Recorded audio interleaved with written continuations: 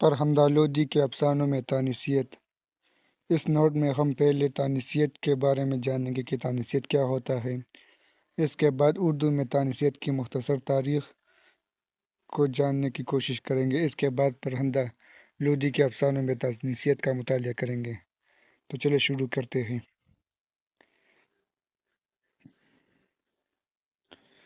فرہنگہ لودھی نے اپنے افسانوں میں عورت کے ایسے موضوع کو بھی اجاگر کیا جہاں پر کچھ والدین اپنے بچوں کی شادیاں اس لیے نہیں کرتے کہ ان کی بیٹی کے ساتھ کوئی دوسرا مرد رہے گا جو ان کی غیرت کو گوارا نہیں ہوتا، اس لیے ان کی گھر کی لڑکیوں کی جس عمر میں شادی ہونی چاہیے وہ نہیں کرتے، جس سے کچھ لڑکیوں کو ہسٹریا کے دورے پڑنے لگتے ہیں جسے جن بھوت کا سایہ سمجھا جاتا ہے، وہ یہ کہنے پر مجبور ہو جاتی ہے کہ یہاں ہمارا دم گھٹا ہے۔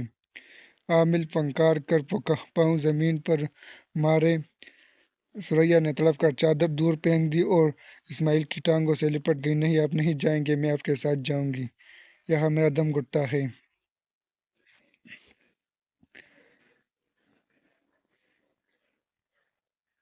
جدید تنقید نے نئی ساختیات، جدیدیت اور نئی تنقید جیسی رویوں کو اردو ادب میں روشناس کرایا۔ وہاں تانیثیت یعنی فیمنزم کی بھی آواز بلند کرنے کی کوشش کی۔ جدید تنقید کی اس آواز نے عورتوں کو اس سے آگاہ کیا کہ اس معاشرے میں ان کا اپنا معاشی، سیاسی، نفسیاتی شعور اور کردار ہے۔ یوں کہا جا سکتا ہے کہ اس تحریک نے عورت کے تشخص کے مکمل وجود کو مان کر انسانی رشتوں کی ترتیب کو دوبارہ تلاش کیا تاکہ پدرسری معاشرے میں جو غلط فہمیاں عورت کے حوالے سے پھیلائی جا چکی ہیں ان کا سدبھاؤ کیا جا سکے۔ فیمنزم کا لفظ پہلی دفعہ انگلینڈ میں خواتین کی برابری کے حقوق کے لیے استعمال ہوا۔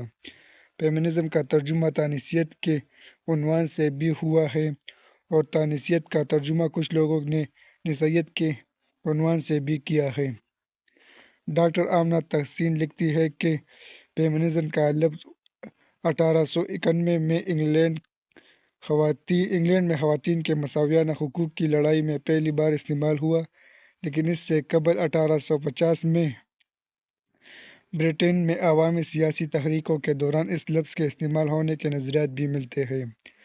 تانیثیت کے حوالے سے ابھرنے والی اس نمایاں آواز نے ہر طرف دھوم مچا دی۔ عورت کو دیکھنے کا انداز مختلف ہونے لگا اور یوں یہ رویہ اپنے مثبت نظریات سے قارئین کو متاثر کر کے آہستہ آہستہ ایک تحریک کی صورت اختیار کرتا چلا گیا، جسے آج ہم حقوق نسواں یا آزادی نسواں کے نام سے جانتے ہیں۔ فاطمہ حسن کا خیال ہے، فیمنزم اس احساس کا نام ہے کہ معاشرے میں عورت مظلوم ہے اور اس کا استحصال کیا جاتا ہے، اور اس صورتحال کو بدلنے کی شعوری کوشش کا نام فیمنزم ہے۔ تانیثیت ایک آئیڈیالوجی، فلسفہ و فکر اور نئے جدید فکری تنقیدی نظام سے وابستہ ہے، اور ان نظریات و فکر کی بنیاد اس نقطے پر ہے کہ عورت مرد کی سطح پر آ کر سوچے، عورت کو معاشرے میں وہ مقام دیا جائے جس کی وہ مستحق ہے۔ اس تحریک نے عورت کی سماجی، مذہبی، تہذیبی سماجی کو اثر انداز کیا۔ اس تحریک نے عورت کو اس کے شعور ذات سے آگاہی دی کہ وہ مرد کی اجارہ داری کو تسلیم نہ کرے اور انہیں صرف لذت حاصل کرنے کا ذریعہ نہ سمجھا جائے۔ وقت گزرنے کے ساتھ ساتھ یہ تحریک زور پکڑتی گئی اور مردانہ معاشرے میں عورت کے استحصال اور اس پر ہونے والے ظلم و ستم کے خلاف آواز بلند کی جانے لگی۔ اردو شعر و ادب نے بھی اس موضوع کو اپنایا اور مختلف ادیبوں نے اس موضوع کے حوالے سے آواز بلند کی۔ تاہم عورت کی آزادی اور اس کے مساوی حقوق کا پہلا ادبی نعرہ ترقی پسند تحریک کے جھنڈے تلے ہوا، جس کی وجہ سے عورتیں زندگی کے مسائل کو اپنا شعور اور زاویے سے پرکھنے لگیں۔ رشید امجد لکھتے ہیں، 1936 کی ادبی تحریک نے جہاں مرد اہل قلم کو متاثر کیا اور فکر و اسلوب کی نئی راہیں متعین کی، وہاں خواتین کو بھی حیات و کائنات کے مسائل پر نئے زاویے سے سوچنے پر آمادہ کیا۔ اردو افسانے کی دنیا میں مردوں میں خاص طور پر پریم چند 1880 1936 سے لے کر سجاد حیدر یلدرم، پھر سر سید کے دور سے لے کر منٹو تک، اور ان کے بعد اہم آنے والے ادیبوں نے بھی عورت کے ساتھ ہونے والے ظلم، معاشرتی اور طبقاتی کشمکش، غلامی سے نجات اور استحصالی قوتوں کے خلاف مزاحمت کو موضوع بنایا۔ بعض اوقات مختلف افسانہ نگاروں نے ایک ہی رجحان کو اپنایا، لیکن زندگی کے مختلف زاویوں کو پیش کرتے گئے۔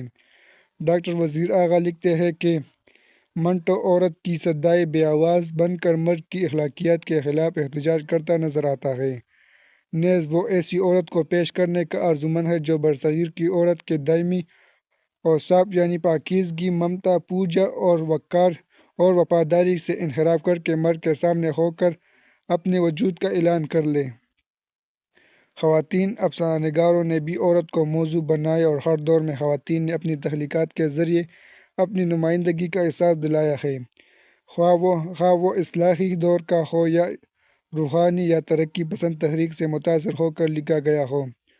اردو افسانے میں عورت نمائندگی کرتی ہوئی نظر آتی ہے، لیکن عورت کی حوصلہ افزائی بہت کم کی گئی ہے۔ کچھ ادبی لٹریچر صرف یہ دیکھ کر ہی رد کر دیا گیا کہ یہ عورت کا لکھا ہوا ہے، کیونکہ اس معاشرے کے کچھ لوگوں کا خیال تھا کہ عورت نہ تو اچھا سوچ سکتی ہے اور نہ ہی اچھا لکھ سکتی ہے۔ لیکن اس قدر کم حوصلہ افزائی کے باوجود بھی عورت نے ہمت کا پیکر نہیں چھوڑا۔ اصلاحی دور میں لکھنے والے خواتین میں رشیدۃ النساء، اکبری بیگم اور محمدی بیگم کا نام قابل ذکر ہے۔ یہ خواتین مجموعی طور پر ڈپٹی نذیر احمد اور راشد الحیری سے متاثر تھیں، لیکن چار دیواری کو قبول کرنے کے لیے تیار نہ تھیں۔ ان عورتوں نے اپنی کہانیوں میں گھریلو زندگی اور گھر سے متعلق عورت اور سے پیدا ہونے والے مسائل کو موضوع بنایا، جن کی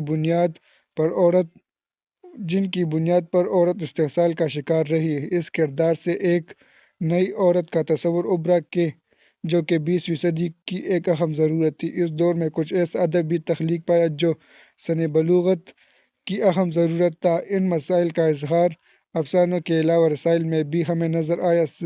سید وقار احمد رضوی رقم طراز ہیں۔ اردو کی ترقی میں خواتین کے رسالوں نے بھی حصہ لیا۔ ان میں بعض رسالے حیدرآباد دکن سے نکلتے تھے، مثلاً رسالہ ہمجولی کی ایڈیٹر سیدہ بیگم خوشیگی تھیں۔ رسالہ خیابان دکن کی ایڈیٹر صالحہ انصاف تھیں۔ رسالہ عصمت کو زیادہ شہرت حاصل ہوئی۔ راشد الحیری اس رسالے کی ایڈیٹر تھی۔ بعد میں ان کی بہو نازلی ہوئی۔ یہ رسالہ خواتین کے لیے تھا اور اس میں خواتین مضامین لکھتی تھیں۔ اصلاحی دور کے بعد رومانوی دور کا آغاز ہوا۔ اس عہد میں عورت کو دیوی بنا کر پوجا گیا، عورت کو محبت کا احساس دلایا گیا، عورت کو اپنے وجود کا، اپنے مرتبے کا احساس ہوا کہ وہ کتنی محترم ہے۔ بیگم سجاد حیدر یلدرم رومانوی دور کی پہلی افسانہ نگار خاتون تھیں، جنہوں نے اپنے افسانوں میں عورت کے آئیڈیل کو حقیقت سے زائد تخیل سے کام لیا۔ ان کے علاوہ خالص رومانوی ادب لکھنے والوں میں مسز عبدالقادر اور حجاب امتیاز علی پیش تھیں۔ 1936 میں عورت کے حق کے لیے باقاعدہ آواز بلند کی گئی۔ اس عہد کی اہم خواتین تخلیقکاروں میں رشید جہاں، رضیہ سجاد حیدر، عصمت چغتائی، واجدہ تبسم، ہاجرہ مسرور، خدیجہ مستور، صدیقہ بیگم جیلانی بانو کے نام قابل ذکر ہیں۔ رشید جہاں نے اپنی کہانیوں میں عورت کی پسماندگی اور جہالت پر کڑی تنقید کی ہے۔ رشید جہاں کے بعد جس ادیبہ نے ان کے موضوع کو اپنایا ان میں عصمت چغتائی قابل ذکر ہے۔ عصمت چغتائی ہم جنس پرستی، جاگیردارانہ ماحول میں عورت کے ساتھ غلامی جیسا سلوک، شادی کے نام پر لڑکی اور اس کے والدین کا استحصال جیسے موضوعات پر قلم اٹھایا۔ عصمت چغتائی نے ایک خاص زاویہ نظر سے عورت کے اندر بغاوت کو ابھارا اور آزادیِ نسواں کی تحریک کو مضبوط بنایا۔ عصمت کے خواب 20ویں صدی کی عورت ہے جو اپنا حق حاصل کرنا جانتی ہے۔ ڈاکٹر فردوس انور کاظمی عصمت کے بارے میں اس طرح اپنے خیالات کا اظہار کرتی ہے کہ اپنی تمام تر بے شمسی اور بے مقصدیت کے عصمت نے ایک ایسے عہد میں جہاں عورتوں کو جنس کا نام لینے کی اجازت نہ تھی، بڑی جرأت کے ساتھ اس موضوع کو استعمال کیا۔ عورت کی زبان عورت کی بے زبانی کو زبان عطا کی، لوگوں کو عورتوں کے بارے میں آگاہ کیا اور ان کے بارے میں سوچنے پر مجبور کیا۔ فرخندہ لودھی نے عورت کے مسائل کی عکاسی بہت خوبی سے کی ہے۔ وہ اپنے افسانوں میں صرف آرزوؤں اور تمناؤں کو پیش نہیں کرتی بلکہ زندگی کی ان حقیقتوں کا انکشاف کرتی ہے جو وہ اپنے چاروں طرف دیکھتی ہے، اور ان کے کردار وہی کچھ کہتے نظر آتے ہیں جو وہ اپنی نظر سے مشاہدہ کرتی ہے۔ بڑے بھیا ان کی ایک ایسی کہانی ہے جس میں روایتی بھائی کے غیظ و غضب کو دکھایا گیا ہے، جسے اپنی بہن کی خوشیوں کی کوئی پرواہ نہیں، اسے صرف اپنی عزت و ناموس کی فکر ہے۔ بہنوں پر اس قدر رعب اور دبدبا تھا کہ بہنیں دعائیں مانگا کرتی تھی کہ اللہ بڑے بھیا رات تک گھر نہ آئیں۔ اس کہانی کے آخری جملے بہت دردناک ہیں: میری حور جیسی بہن، تو سچ مچ سچی تھی مگر تو نے اچھا نہیں کیا۔ وہ مریم کی لاش والے پلنگ کا پایا پکڑے بلک رہے تھے اور لاش پر پڑی سفید چادر رستے ہوئے لہو سے اپنے آپ ہولے ہولے داغدار ہو رہی تھی۔ اس کہانی میں یہ دکھانے کی کوشش کی گئی ہے کہ اگر عورت سچی بھی ہو تب بھی اس کی سچائی کو قبول نہیں کرتا اور مرد خود کو سچا ثابت کرنے کے لیے اسے خودکشی کرنے پر مجبور کر دیتا ہے۔ فرخندہ لودھی نے اپنی تخلیقی ادب سے بار بار اس بات کو اجاگر کیا ہے کہ عورت بھی اس معاشرے میں اتنی ہی اہمیت کی حقدار ہے جتنا کہ مرد ہے۔ ایک عورت ہونے کی حیثیت سے ان موضوعات کو بیان کرنا ان کا نسوانی فریضہ ہے۔ انہوں نے انسان کے باطن کے اندر دھڑکنے والی حقیقتوں کی نمائندگی کی ہے اور اس حقیقت کو اشکار کیا کہ تقسیم فسادات میں اور بعد میں صنف نازک کے ساتھ سب سے زیادہ زیادتیاں ہوئیں۔ ان کا زاویہ سب پر وہ سچائیاں ہیں جو ہر قدم پر ہماری زندگیوں کا نظر افروز لباس تار تار کر دیتی ہیں۔ ان کے افسانوں میں کرداروں کی محبت، ایثار، ممتا، قربانی اور دلیری وغیرہ سب نمایاں ہیں اور ان کی تشکیل میں کوئی غیر فطری عنصر نظر نہیں آتا۔ اسی کے ساتھ ہی ہمارا یہ ویڈیو مکمل ہوتی ہے۔ اجازت دیجیے گا۔ اللہ حافظ۔